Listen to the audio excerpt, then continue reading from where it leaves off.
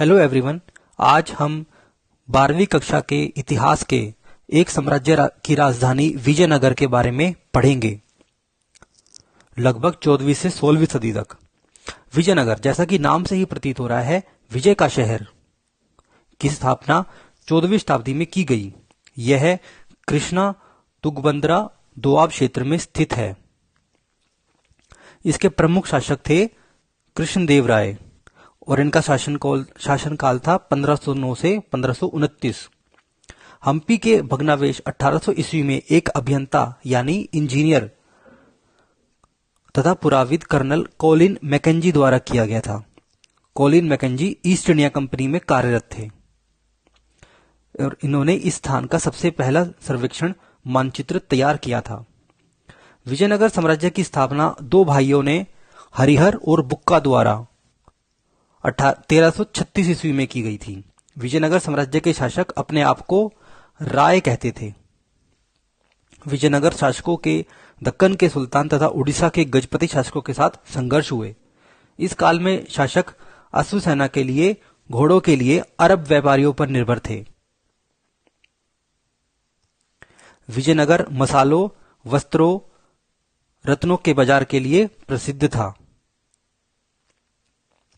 व्यापार से प्राप्त राजस्व राज्य की समृद्धि में महत्वपूर्ण योगदान देता था। विजयनगर पर संगम, सुलुव, तुलुव व आराविदु वंशों ने शासन किया। विजयनगर के सर्वाधिक प्रसिद्ध राजा कृष्णदेव राय तुलुव वंश से संबंधित थे। इनके शासन की चारित्रिक विशेषता विस्तार और सुदृढ़ीकरण था। इन्होंने शासनकाल के विषय में अमुक्त मल्यद नामक तेलुगु भाषा में एक कृति लिखी। अमुक्त मल्यद, और जो की भाषा थी जिसकी तेलुगु।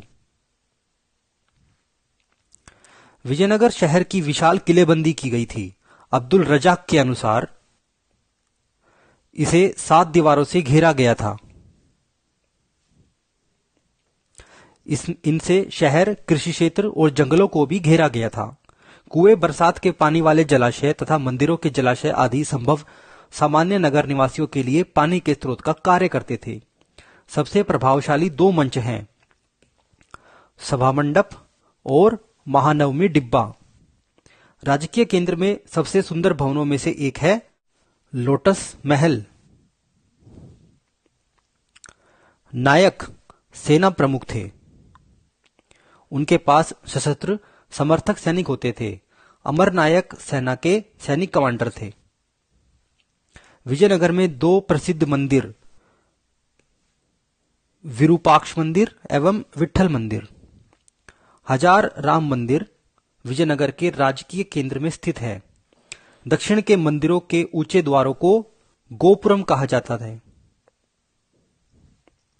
महानवमी डिब्बा एक विशालकाय मंच है जो लगभग 11,000 वर्ग फीट के आधार से 40 फीट की ऊंचाई तक जाता है।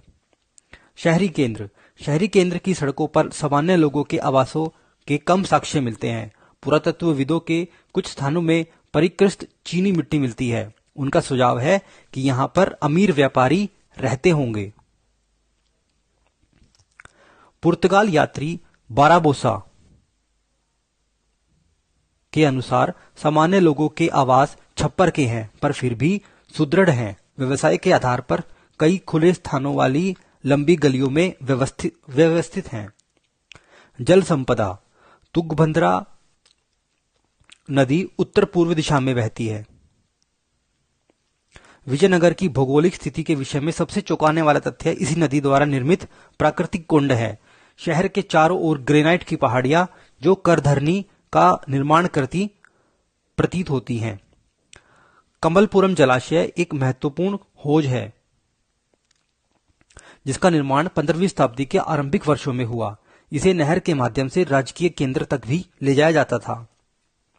हीरिया नहर महत्वपूर्ण जल संपदाओं में से एक है जिसे भग्नावशेषों के बीच देखा जा सकता है। राक्षसी तालिकुट का युद्ध 1565 में विजयनगर की सेना प्रधानमंत्री रामराय के नेतृत्व में राक्षसी तागंडी के युद्ध में उत्तरी जहां से उसे बीजापुर, गोलकुंडा एवं अहमदनगर की संयुक्त सेनाओं द्वारा शिकस्त मिली।